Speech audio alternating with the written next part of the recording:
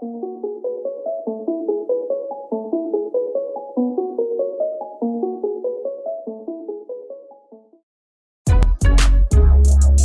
people reviews stuff. They also say this product is the price is quite good. We've found pros and cons on this type of product. But overall, it's a supreme product and we are well recommend it. When you however want to know more details on this product, so read the reports of those who have already used it. Visit the product detail link in description for an item you wish to buy. Tap Add to Cart. When you've finished adding items to your cart, tap the shopping cart icon. If you need to edit the items in your cart, tap Save for later or delete next to the item in the cart. Tap Proceed to checkout and follow the on-screen instructions. Review your order information and tap Place your order to complete your purchase.